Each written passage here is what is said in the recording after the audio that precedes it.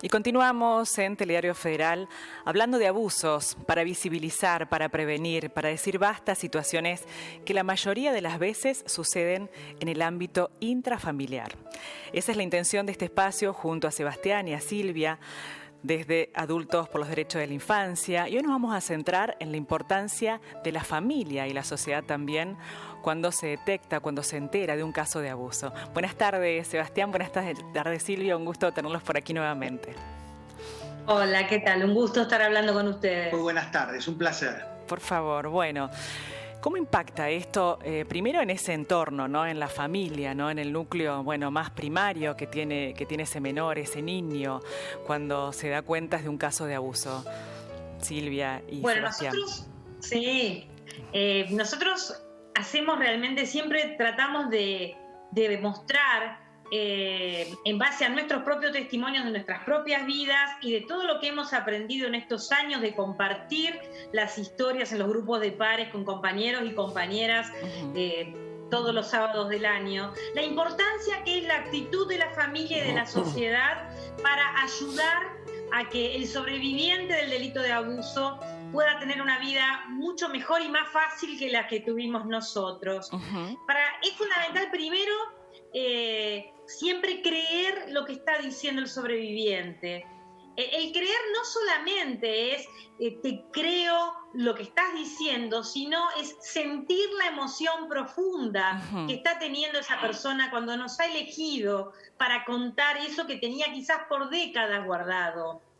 Y algo que también me parece importante a mí acá decir es que si en verdad ya esta situación ya sucedió y no estuvimos a la altura de las circunstancias, o sea, no pudimos en verdad ni hablar más del tema, ni nos pareció que no había que volver a preguntar nada porque nos daba como vergüenza, que sepamos que siempre podemos ir a esa persona que en algún momento confió en nosotros y decirle, hoy sé que tengo que escucharte, hoy sé que lo que te pasó es grave, porque siempre se puede reparar. Esto es lo que nosotros realmente también insistimos, en que uno puede decir, ay, qué bruta que fui en ese momento con esta persona.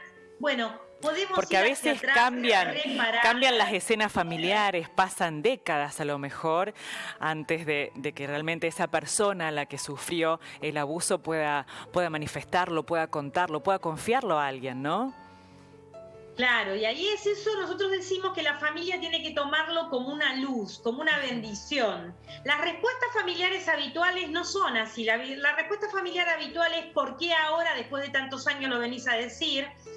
Hagamos que no pasó nada porque esto rompe la unidad familiar. Estos son cosas que se están manteniendo en el tiempo y que lo único que hacen es garantizar que los abusadores sigan abusando del resto de los niños de la familia. Y además, que el sobreviviente o la sobreviviente que habló se sienta absolutamente solo, aislado y expulsado. Y vuelve a ser víctima, ¿no? Vuelve a ser víctima por segunda vez, ¿no? En ese descreimiento del núcleo familiar, ¿verdad? Por supuesto, por eso a nosotros nos parece fundamental esto, y que si ya sucedió, se puede reparar. Y la reparación siempre es mucho mejor volver a hablar del tema, volver a decir, volverse a sentar, que hacer como que no pasó nada. Lo que no podemos hacer y no podemos permitirnos hacer como núcleo social es que cuando nos enteramos de algo de esta gravedad, hacer como que no pasó nada.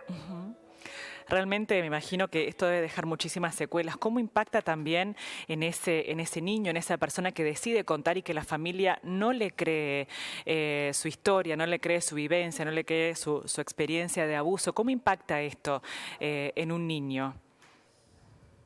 Bueno, por supuesto que desde nuestra experiencia como sobrevivientes, adultas y adultos, lo que vemos en personas adultas de las más diversas generaciones es que ciertamente siempre es un hecho muy doloroso el, por ejemplo, como bien referías vos en tu pregunta, el haberlo compartido en el núcleo familiar y no haber sido creído o creída, o que no se le haya dado la importancia, la dimensión que esto tenía.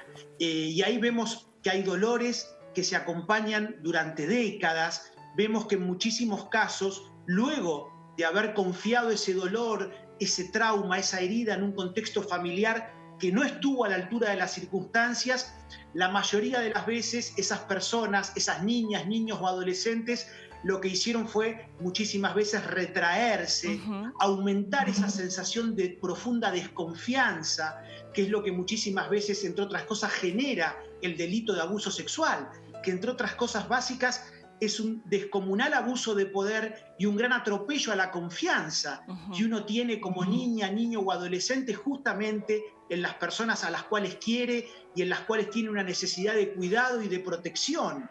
Y la confianza es una de las cosas que más se vulneran en esa subjetividad, en esa emocionalidad de la niña o el niño víctima. Y entonces, cuando se confía esto en un ámbito familiar, buscando encontrar credibilidad, solidaridad, amparo, cariño, protección, y eso no se encuentra, nosotros vemos esto en sobrevivientes adultas y adultos, muchas décadas después, como esa mala reacción, esa mala actitud del entorno familiar o social, lo que hizo fue justamente traer y aumentar esos sentimientos y actitudes, entre otras cosas, de mucha desconfianza y de mucho recelo para con los demás. Por eso, ciertamente, entre otras cosas, también remarcando este punto, es tan importante, ¿no?, que la respuesta sea verdaderamente empática y solidaria. Claro, ¿por qué creen que se da o cuáles son las razones que encuentran, ¿no?, en la propia experiencia, en el trabajo que realizan desde adultos por los derechos de la infancia, esta negación, ¿no? Daría la sensación que hasta a veces los mismos adultos son los que nos paralizamos o se paralizan, ¿no?, ante justamente la confianza de que alguien nos cuente a lo mejor que ha sido abusado, ¿no? ¿Por qué se da esta situación todavía? Nosotros pensamos que en una sociedad adultocéntrica como la nuestra, donde cuando llegaste adulto es como un lugar de poder indiscutible, es muy cómodo permanecer haciéndose el que no pasa nada y olvidarnos de los dolores de infancia. Porque es verdaderamente incómodo vos pensar en un núcleo familiar, darse cuenta, asumir que en verdad el abuelito, el tío, no sé, la abuela, no eran esos personajes divinos o quizás un poco, no sé, qué podemos decir, ay, el abuelo era un poco violento y demás. No, eran verdaderamente personas que dañaban mucho a niños y niñas. Es incómodo las medidas que habría que tomar a nivel intrafamiliar, que tiene que ver con esto. Bueno, hay fiestas, hay navidades, hay casamientos, bueno, al agresor no se lo invita. Y esto genera molestia, genera el decir, bueno, muchas familias dicen, venís a decir esto y rompes la familia. Y lo que nosotros decimos, el que rompió la familia es el abusador o abusadora. Claro, no es nunca la víctima que habla. Entonces es muy incómodo asumir esto de que los agresores están entre nosotros y más de una vez uno los ha querido o tenés un vínculo emocional y afectivo. Y esto te obliga a tomar una postura. Claro. Es muy incómodo, muy doloroso, siempre te interpela. Y me parece que hasta ahora la sociedad adulta se ha movido con esto, de decir, bueno, hago como que no pasara nada. Lo que hay que saber es que, por un lado, hace muchísimo daño al sobreviviente que habló, pero además estás garantizando que el abuso se perpetúe en esa familia, como vemos muchísimas veces que ha pasado hasta ahora, donde ves generación tras generación niñas y niños abusados en familias que jugaron a ser como que eran la familia perfecta. Y lo cierto es que cuando hay agresores, la familia perfecta tiene que actuar protegiendo a los niños víctimas y en verdad, por lo menos aislando al agresor. Esa sería como la conducta para parar con el abuso. Qué peligroso, qué doloroso, ¿no? Todas estas situaciones, pero más allá de situaciones que a lo mejor sean, de confesiones que sean en el ámbito intrafamiliar, ¿cómo actuar como adultos, no? Aquellos, siempre recuerdo el concepto que ustedes siempre trabajan, este concepto de aldea, ¿no? Qué importante que el niño, que ese menor, pueda contar con esa aldea que de alguna manera lo proteja, ¿no? Cómo actuar como adultos, ¿no? En general, una sociedad para poder prevenir de una vez por todas estos casos de abusos. Siempre siempre es fundamental el compromiso adulto. Y esto, cuando vos sabés, cuando te enteraste, cuando supiste que hubo alguien que dijo, fui abusada o abusado por fulano, por fulana, la actitud es de escucha, respeto y de protección hacia el que se está animando a hablar, claro, y de rechazo al agresor. Nosotros vemos que en líneas generales las personas se siguen moviendo hasta en los barrios como no haciendo nada con los agresores, en el sentido de que, en verdad, si una persona sabe que otro fue un agresor de niños y niñas, podés no saludarlo tranquilamente, o sea, empezar a tener actitudes en las cuales no le demos permiso social a los agresores. Esto sería un cambio muy importante, porque algo que yo digo siempre, cuando uno cuenta, bueno, de un abusador te dicen, ay, yo lo mataría. Es una frase que la gente repite mucho. Sí, muy recurrente. Y yo digo, sí. No te pido que lo mates, te pido que no lo saludes. Porque de hecho, lo que vemos en la vida cotidiana es que más de uno de los agresores están en nuestra vida, nos enteramos, sabemos quiénes son y sin embargo seguimos saludándolos, invitándolos a las reuniones y haciendo como si nada pasara.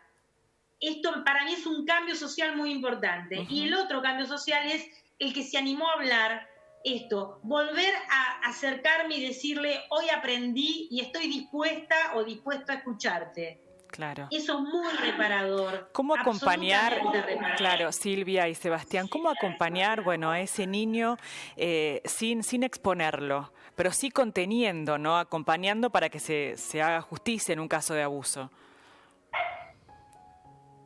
Bueno, por supuesto, como bien decís vos, es fundamental la protección de esa niña, niño, adolescente.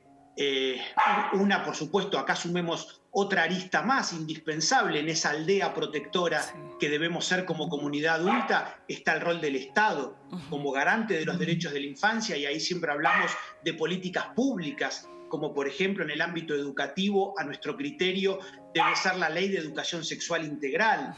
En este sentido, por ejemplo, las escuelas deben acompañar también a las niñas y niños víctimas y a la adulta o al adulto protector de esa niña, niño o adolescente en esa protección y en esa búsqueda de reparación y justicia. Es decir, eso también es un elemento muy importante a nuestro criterio a la hora de tener en cuenta de que ante justamente cómo tenemos que acompañar nada menos que a la infancia víctima de abuso sexual. Ahí, por ejemplo, un actor que también tiene que estar absolutamente comprometido con la suerte de las niñas y niños son las escuelas y quienes integran las escuelas como educadoras y educadores. Eso ya es de por sí un gran refuerzo muy importante a la hora de acompañar de una manera protectora a esas niñas y niños. Y por cierto, también otro elemento que nosotros sumamos y compartimos, hablando de la aldea protectora, el rol de los medios de comunicación social. Es decir, en este momento, por ejemplo, quienes nos están viendo y escuchando, hablando acerca de abuso sexual, de qué manera nos escuchan ver y hablar o informar desde los medios acerca de este delito, ¿no? ¿Qué mensajes les estamos transmitiendo a esas subjetividades, a esas sensibilidades? Eso también constituye la aldea protectora que le está llegando en este momento, nada menos que a la infancia víctima de abuso sexual. Así es posible decir basta entonces, ¿no? Hablando de estos temas y también de alguna manera denunciando, ¿no? Y sanando, ¿no? Tanto daño a lo mejor en muchos casos, ¿no? En nuestro país. Bueno, Silvia y Sebastián, muchísimas gracias por el tiempo que siempre nos brindan. Seguramente seguiremos reencontrándonos en este espacio juntos para visibilizar y para prevenir por sobre todas las cosas. Les recordamos a aquellas personas que nos estén mirando que pueden interiorizarse con el gran trabajo que realizan en las redes sociales en Adultos por los Derechos de la Infancia. Allí están las redes, muy bien, y también las vías de contacto, ¿verdad? Sí, bien.